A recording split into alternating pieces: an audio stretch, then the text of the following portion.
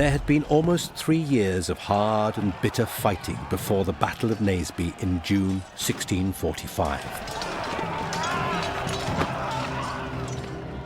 Now, after the calamitous Royalist defeat, the determination that had sustained the king's cause thus far had all but disappeared. Only the Royalist cavalry had escaped from Naseby. The remainder of the king's army, his infantry and his artillery, had been either destroyed or captured during the battle. The parliamentarians had in their possession private papers that proved beyond all doubt that the king had been intriguing with foreign powers, confirming his reputation for duplicity. King Charles, a man not to be trusted, was now a fugitive in his own kingdom.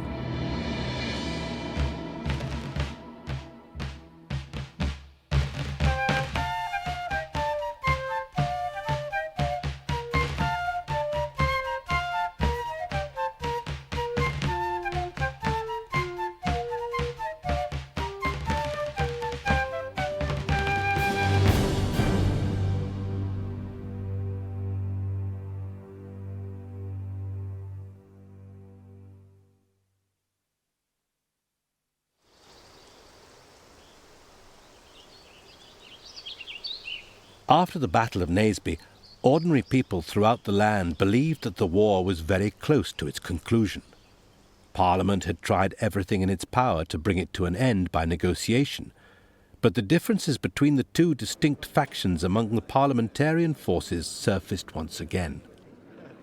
The Battle of Naseby of June 1645, fought in Northamptonshire, was a major victory for Parliament. And with that, some historians see the rest of the Civil War as a grand mopping-up operation. The war wasn't over. The king possessed other territory and other armies within England and Wales still, but effectively the Royalist forces were broken and Parliament was clearly on the upper hand. There were, as ever, two very different ways in which to proceed. There were attempts to bring the king once more to the negotiating table.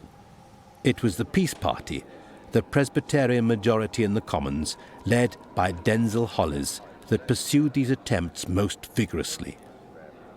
This, though, was not the preferred route of the army, the other parliamentarian faction, whose supporters were known as independents. They believed it necessary to disable the king completely to prevent him from further pursuing the war. Only then, they reasoned, should negotiation with the king begin. Time and events did not heal the rift between the factions on the parliamentary side. Indeed, relations between the sides were to get very much worse. There are those who favour a broad religious settlement, tolerate all the Protestant groups that had sprung up, don't restore a Church of England. They're also the hawks in political and constitutional terms, tie Charles down, further limitations. Against them are the so-called Presbyterians, who do favour the restoration of a single state church. They want to do away with what they see as many of the heresies that had sprung up during the Civil War years. And they also tended to be the people who wanted a soft deal for the king.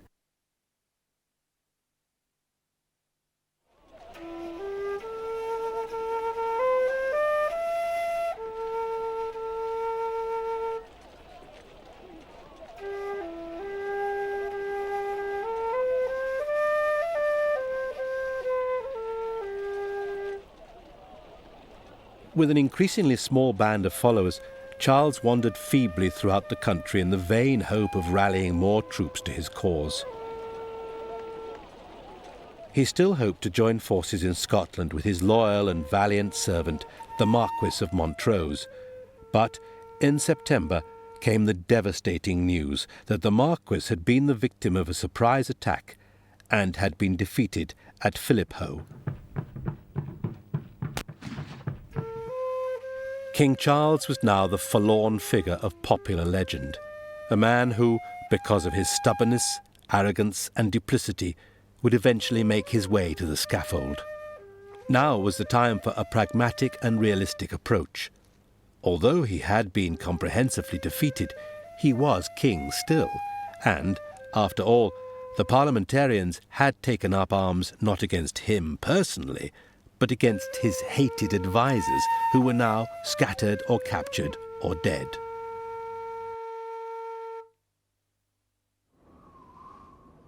Given the sad events of the next few years, perhaps it would have been better had the unhappy monarch gone to a hero's death at Naseby amid the wreck of his last army. The king's options after Naseby were severely limited. His army, such as it was, consisted mainly of cavalry. It was little more than a large bodyguard. A Civil War army needs infantry, and it needs a supply chain. You need infantry to take the ground, you need the supply chain to attack a position, both of which had been lost as a result of the battle. He could surrender there and then, but that wasn't Charles's way. He could fight on in England and Wales, hoping to delay things, to score whatever victories he could. He could look to secure further reinforcements from Ireland, building upon the cessation, the truce he had made with the Irish Catholics 2 years before.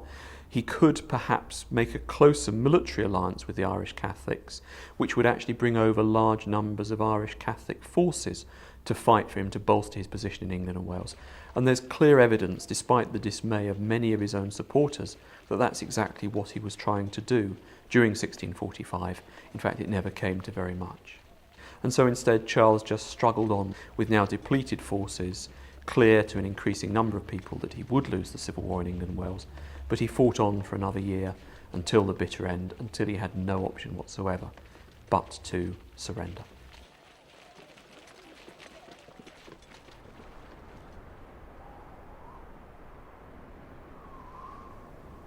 One of the final royalist strongholds to fall was the seat of the Marquis of Winchester at Basing.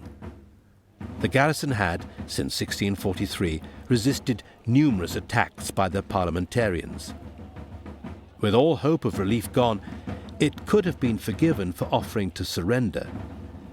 Despite the hopelessness of the situation, the Marquis refused to yield, and on the 4th of October 1645, soldiers of the new model army stormed the garrison before burning Basing House to the ground.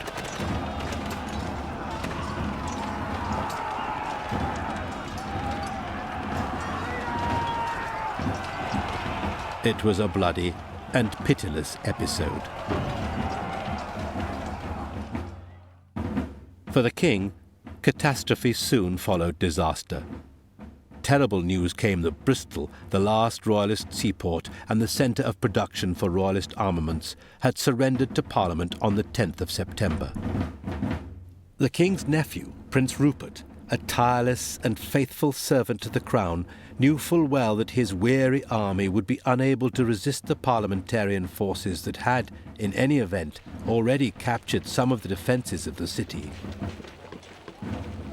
Prince Rupert surrendered Bristol because he had a firm grasp of military realities. He was faced with armies closing in on him from all sides.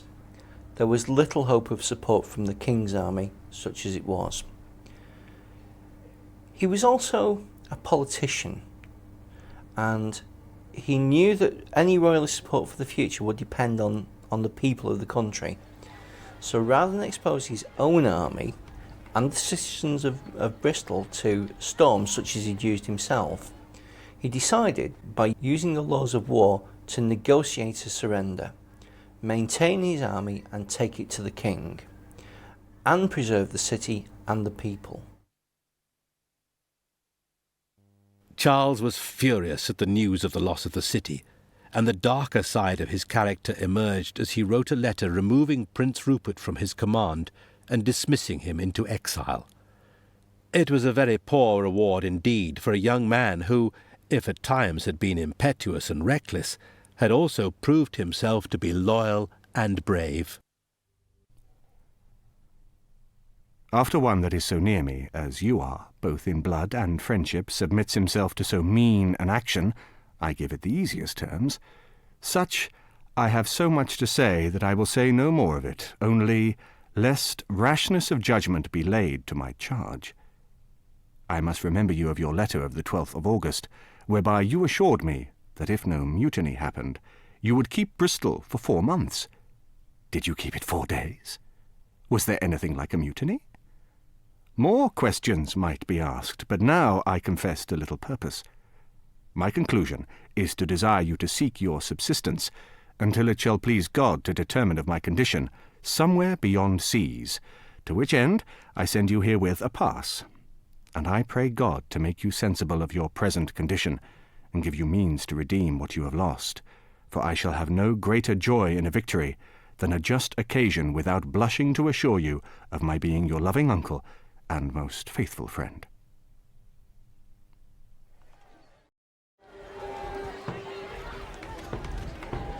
After capturing Bristol, Thomas Fairfax marched his army into the West Country and cleared it of the king's supporters in a brisk campaign. Throughout a desperate winter, the final few Royalist outposts collapsed completely, and faithful servants of the cause such as Goring and Hopton were forced to flee to the continent. At length, even the ever-optimistic Charles came to recognise the hopelessness of his position. After leaving Oxford disguised as a servant for an aborted escape overseas, the king surrendered himself to the Scots army near Newark in Nottinghamshire on the 5th of May 1646. If, even at this late stage, Charles had harboured thoughts of persuading the Scots to support him, he was soon disabused of the notion. Their first act was to compel him to order the surrender of the remaining Royalist fortresses.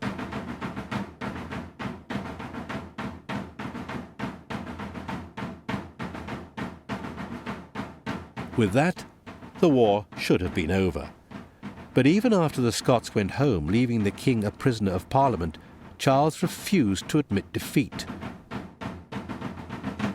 2 years of plots, intrigue and counter-intrigue followed, and a final settlement was deferred time and again as the king tried to play one parliamentarian faction off against the other.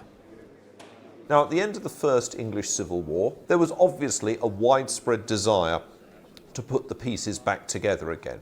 And in many senses, in theory, it should have been possible to do so. In theory, it should have been possible to demobilise the armies, to persuade a chastened king to govern in accordance with what Parliament wanted, to reach a settlement that would suit the Scots.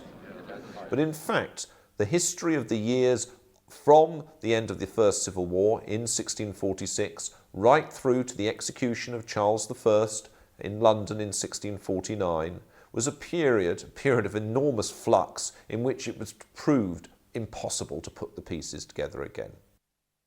The Presbyterian Parliament was still disposed to accommodate the king, but the army, which was dominated by independents, became increasingly impatient with the slippery monarch. Concerned over its power and influence, Parliament tried to have the army disbanded, but the move failed, and it was they, along with their new champion, Oliver Cromwell, who were to have the last say. Army leaders had become more assertive politically in the last stages of the war, and in particular the creation, as it were, of a national parliamentary army, the new model army, as opposed to the earlier forces, and of an army in which there was a degree of officer politicisation, meant that there was another group at the negotiating table. And the army both had demands that were specific to itself. Crucially, it wanted its arrears paid, and it was owed a lot of money, and nobody could afford that.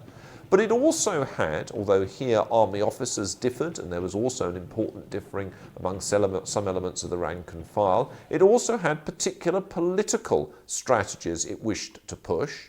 And in particular, there was a resistance to the idea of a Presbyterian church settlement.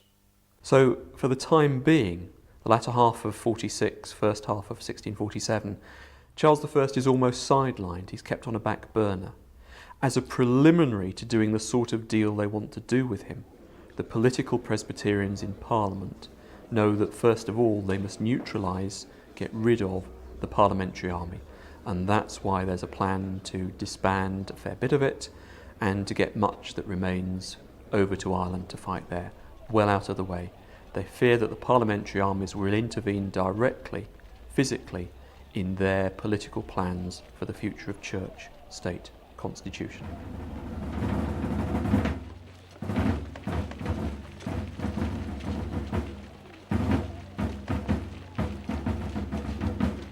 Even though they had won a comprehensive victory over his forces, the army still recognised King Charles as their rightful sovereign. They had taken the field in order to curb the arbitrary excesses of his government, which they attributed to his wicked advisers. Now that the advisers had been dispensed with, the army assumed that it would be possible to negotiate a new constitutional and religious settlement with the king that would be acceptable to all parties. Oliver Cromwell was one of the many who believed this to be true, and, in earnest good faith, he continued the protracted negotiations with the defeated monarch, who was, nonetheless, still head of state. More trouble came, not in the shape of the king, but of Parliament. Cromwell discovered that they had been plotting to beat their own army. Incensed by their scheming, Cromwell sent a troop of horse to bring the king into army protection at the camp at Newmarket. He was, quite simply, kidnapped. During 1647, Parliament was planning to disband as much as it could of the parliamentary armies. What it planned to do was to pay them off, pay some but not all of the arrears of pay to much of the army.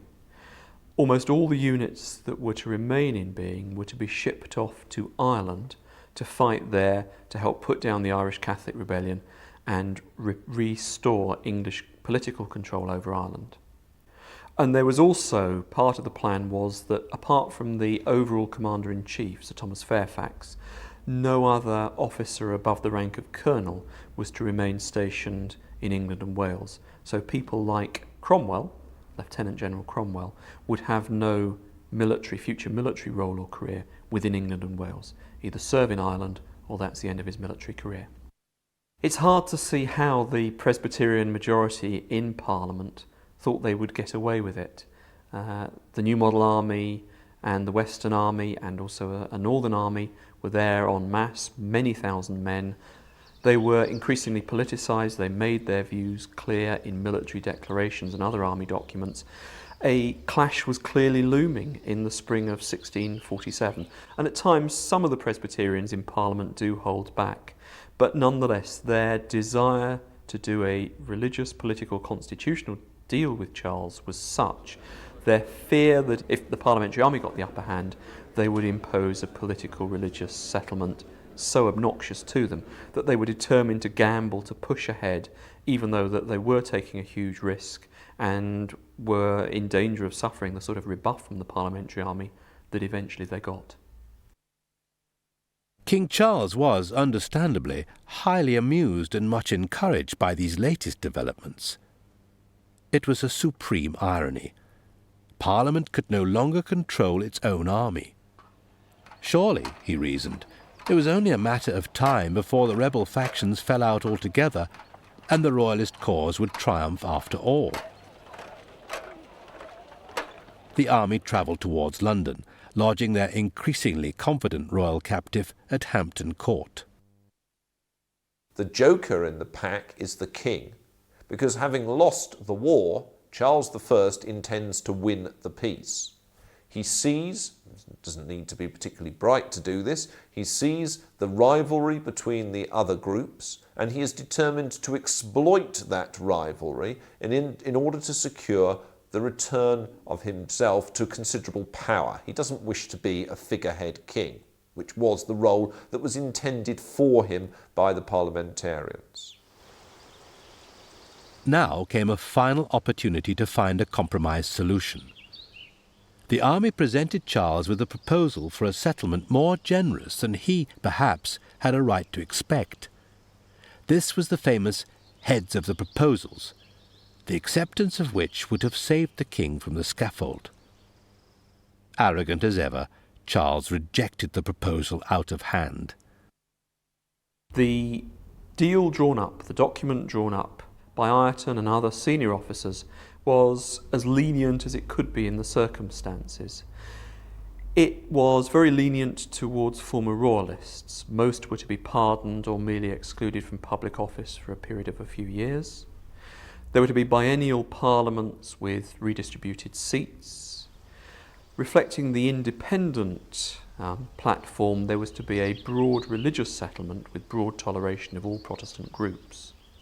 But to the king, it was surprisingly close to the Presbyterian platform, not the independent platform. The king was to remain, he was to retain a lot of power. For a period of 10 years, he was to share with Parliament certain key powers, such as command over the armed forces, appointment to senior offices. But thereafter, although a degree of sharing power was to be retained, the king would regain a fair share of royal power, royal prerogative. But like all the deals offered to the king at the time, Charles neither said yes nor no. He said maybe. We now know from documents that have been captured and come to light, he was not sincere. He referred to various attempts to make a deal with him as mock treaties. He was merely spinning out time, divide and rule, and if not, if it did end up at the block, then he would go there as the royal martyr.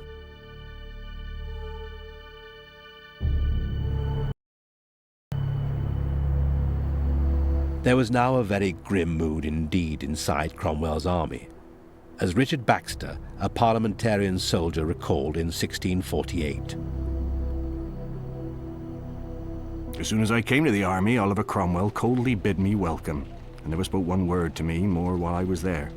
Not once, all that time, vouchsafed me an opportunity to come to the headquarters where the councils and meetings of the officers were, so that most of my designs were thereby frustrated.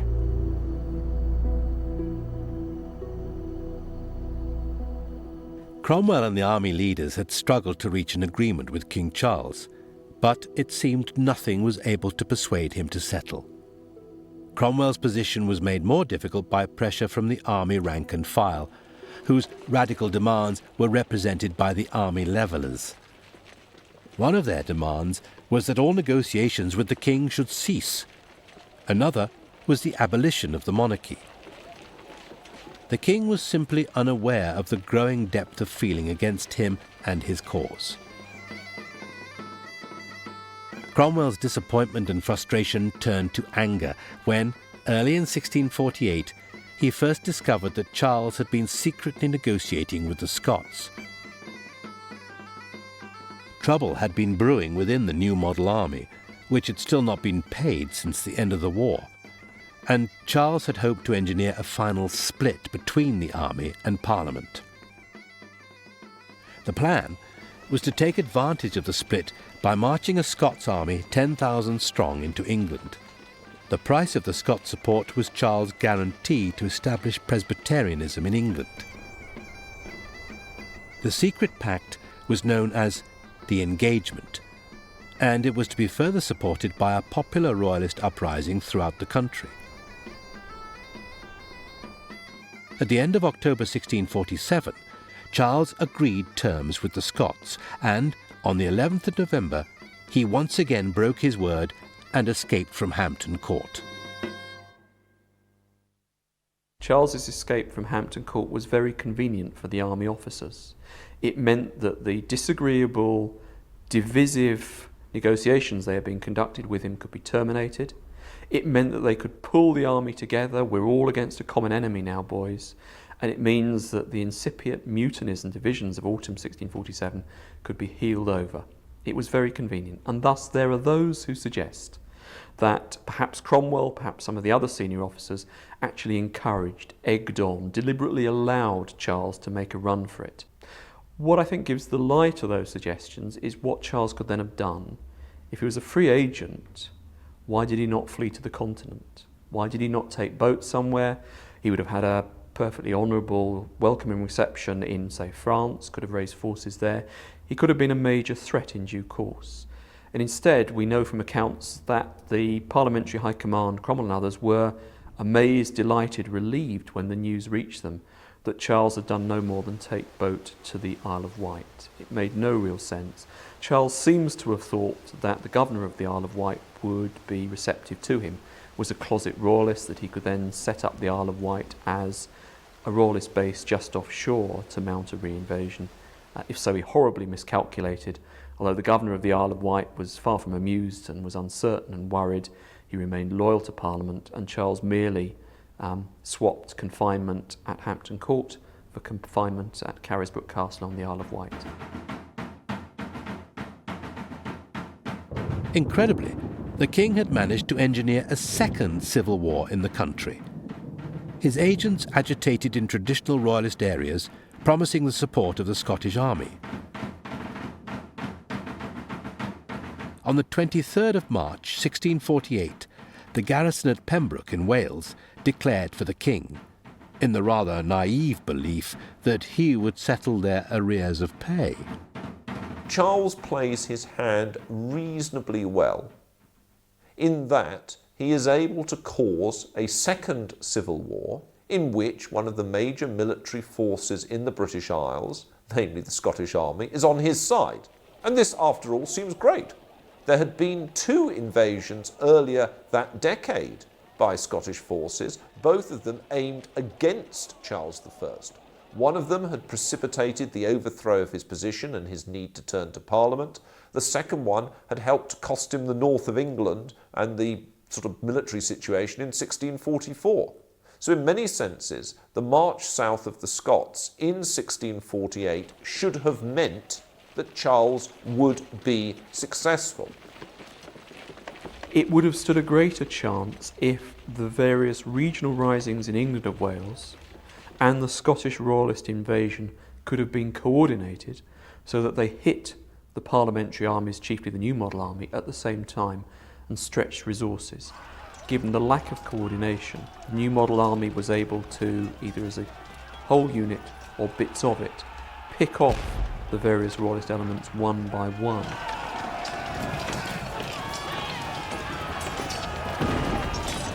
Cromwell was dispatched to deal with the Welsh uprising, but a month later, more Royalist rebels seized Berwick and Carlisle, opening the way for the arrival of the Scottish army into England. At the end of May, a Royalist revolt broke out in Kent, and the navy mutinied in support of the king.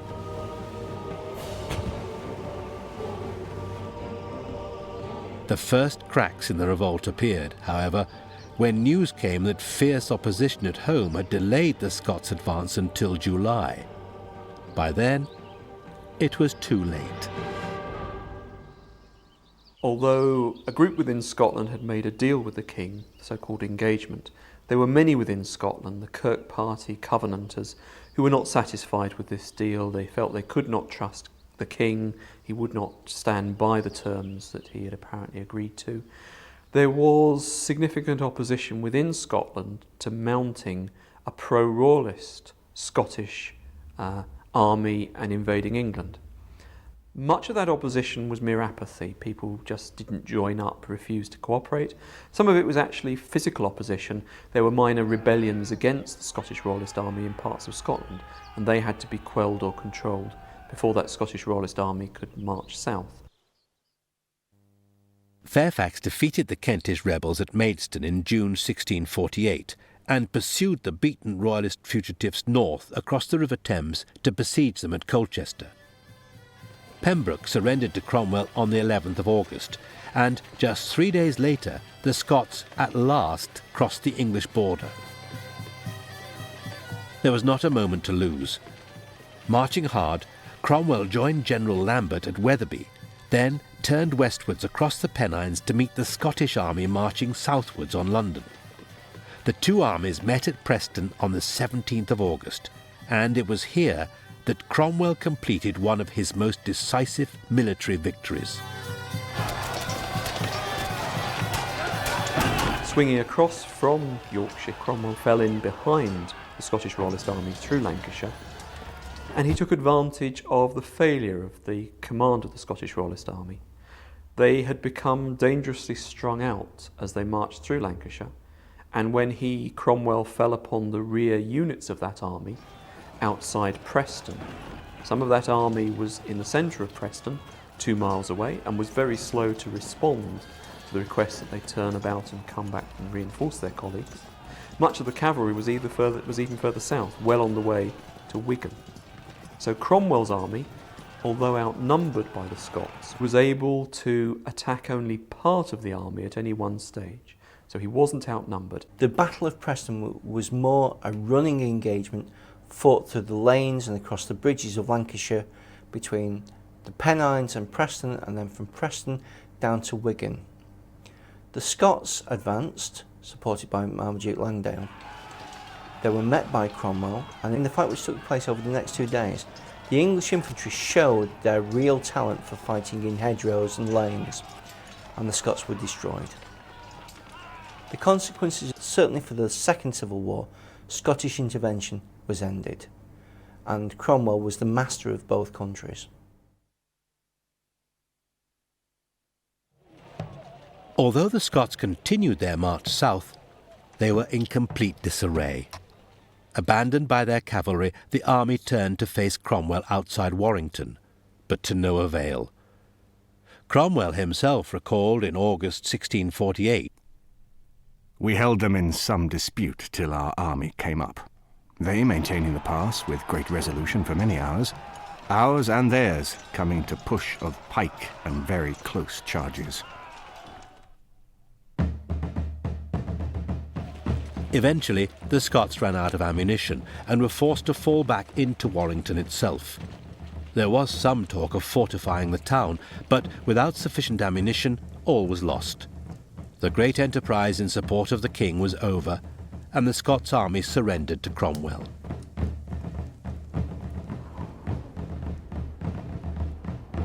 A week later, outside the walls of Colchester, Fairfax's men triumphantly flaunted the banners taken from the Scots army at Preston.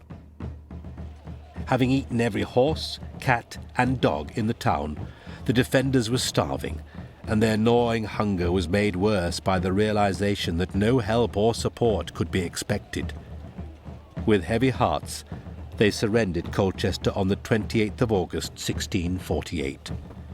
The Second Civil War was over, and it was time for a reckoning with the king. Having crushed the king, the generals feel that they cannot anymore trust him.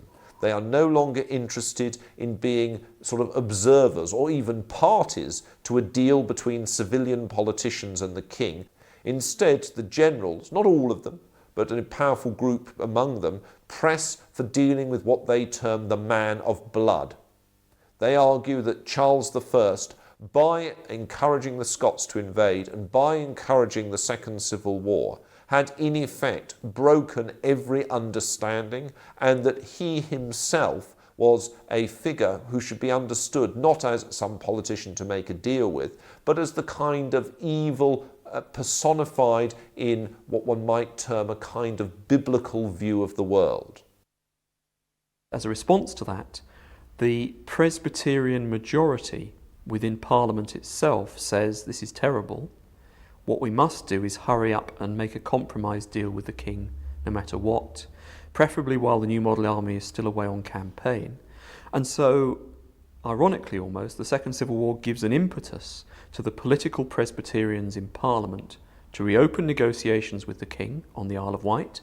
They send delegates down to Newport on the Isle of Wight, and they attempt to reach a fairly soft, quick compromise deal with the king, the Treaty of Newport, to try and resolve everything and to bring back the king in full power to London before the New Model Army knows about it, can do anything to stop it, can push ahead its very different and far more brutal agenda.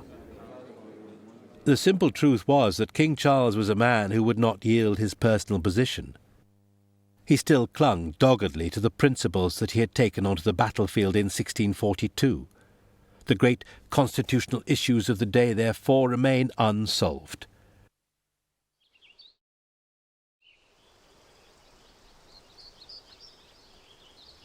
No one on the parliamentary side had intended that the war should end in a way that presented so stark a choice, but the realization gradually dawned that the only lasting solution to the country's problems lay in the abolition of the monarchy and the execution of the sovereign. Naturally, nobody was particularly keen to be the first to voice publicly what was felt by many privately. It fell to Oliver Cromwell to grasp that poisoned chalice and to lead the way. Cromwell had once done all in his power to reach agreement with the king, but Charles had thrown that goodwill back in his face. Now, Cromwell was the king's implacable enemy, certain that it was God's will that Charles should die. He made his intentions clear in a phrase that would ring down the ages. We shall cut off the head of the king with the crown upon it. The execution of Charles was, given the mood of the army, given the mood of the people, and the victory that Parliament had achieved, probably the only simple and reasonable option they had. To exile the king abroad would mean that he could cause trouble from the continent. To pardon the king or to return to a status quo would have angered Parliament's army, who would have gone on the rampage. To have returned to the status quo from Parliament's point of view would have been unthinkable. So the only thing they could do, the most extreme solution but the most logical option, was to execute the king.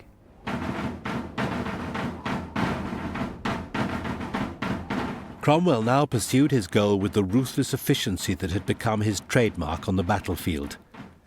Recognizing that he was unlikely to enjoy the support of the Presbyterian majority in the House, who were in favour of continuing negotiations with the king, he hit upon an ingenious way of ensuring that they did not stand in his way.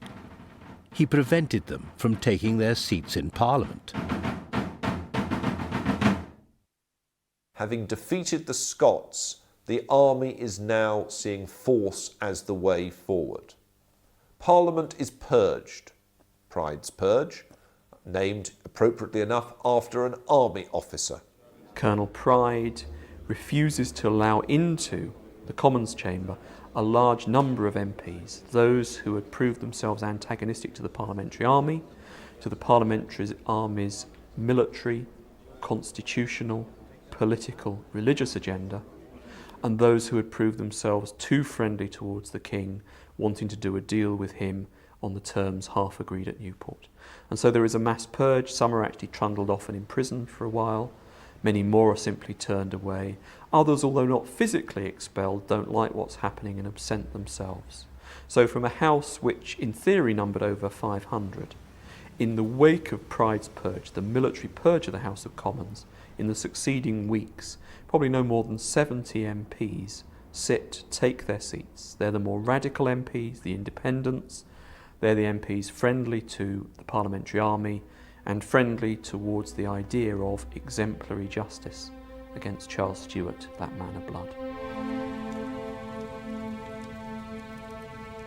It was on the 20th of January, 1649, that one of the most dramatic and tragic episodes in British history began. The culmination of years of rancour and bitterness that had precluded any compromise between the two sides. It was an utterly unique situation, for there was certainly no legal precedent whatsoever that provided for a king to be tried and executed by his own subjects for supposed acts of treason against his people. Some historians suggest that several months before, many of the senior army officers, including Cromwell, had determined that, assuming they won the Second Civil War, trial and execution, regicide, was the only option, and that it's merely the convenience of securing the victory in the war, Pride's purge, and that determines the precise timing of it in January 1649. Other historians suggest no, that there were options and that some of the senior army officers were hesitant and wished to explore other options.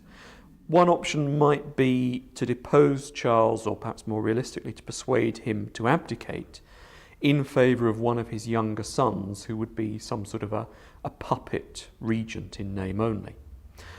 And historians debate whether the execution was the only alternative, and some suggest that until really quite late, Cromwell and other key military and political players in the trial and execution hesitated and looked at alternative routes.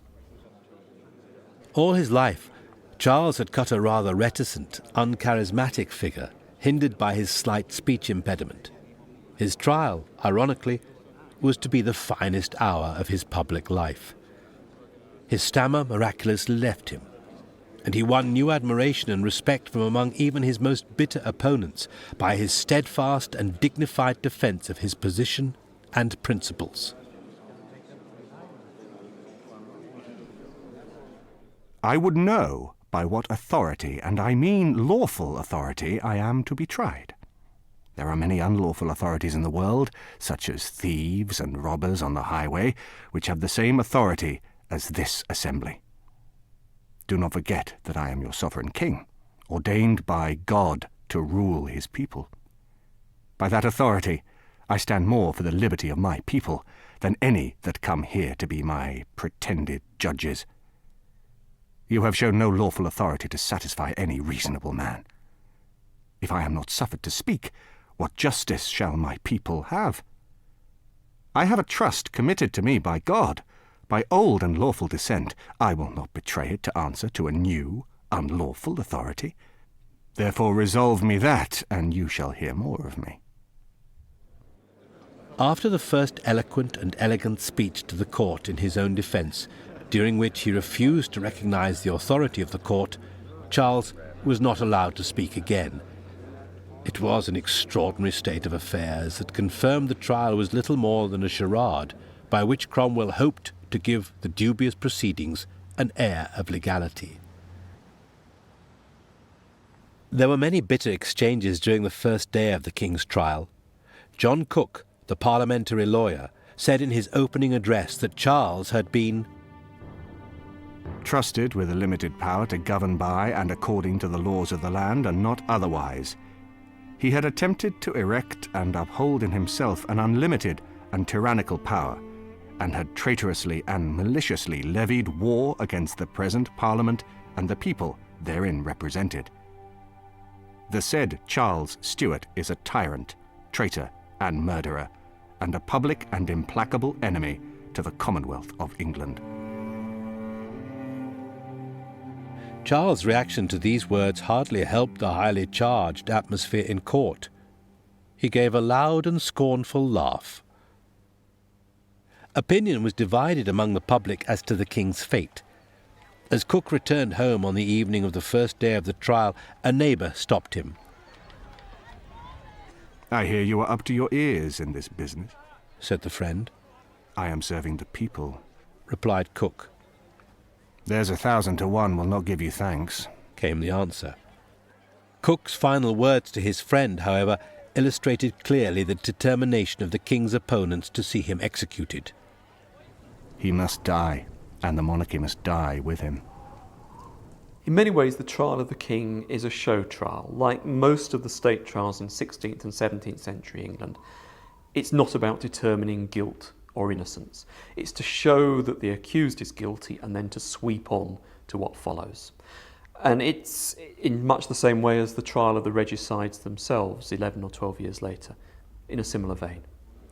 The fact that Charles, instead of pleading, instead of mounting any defence, merely refused to acknowledge the legitimacy of the court, speeded things up a bit, but probably had no effect on the outcome. Guilty, to be executed.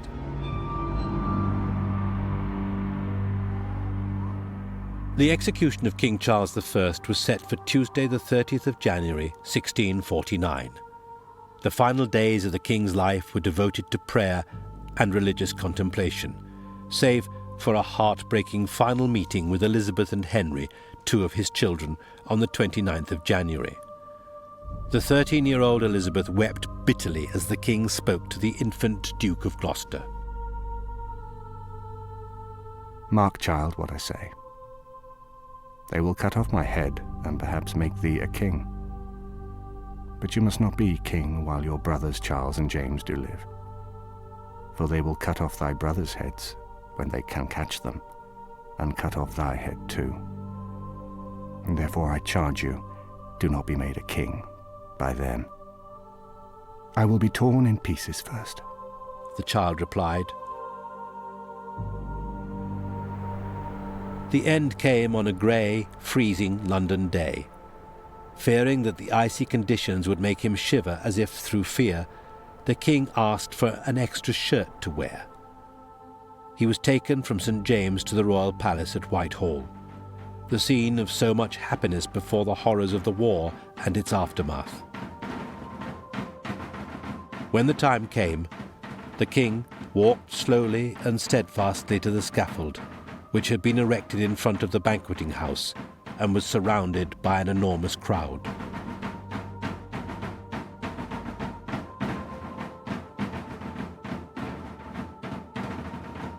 As the axe fell, severing the king's head with one blow, a great groan went up from the crowd, a groan remembered by one young eyewitness as one as I had never heard before, and desire I may never hear again.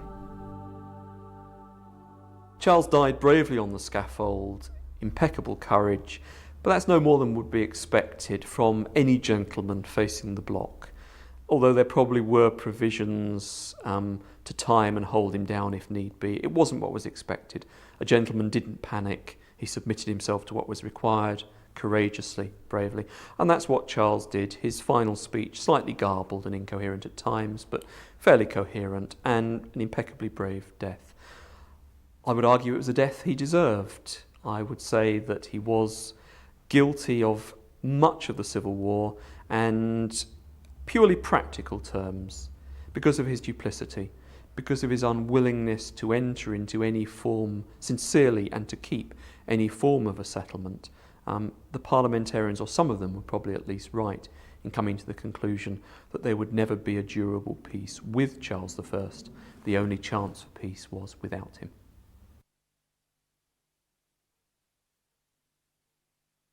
Cromwell's work was complete. Charles would no longer stand in the way of the will of the people. It was difficult to argue, though, that England was a more contented place. Was it the will of the people to see their king executed? And what of Parliament? Once at the beck and call of the king, now sitting only with permission of the army. It was a situation that was unwelcome as it was unforeseen. After 8 years of bloodshed and turmoil, England still looked to an uncertain future. Force has come to England, and the basis of this force is to underlie everything that subsequently happens in the 1650s.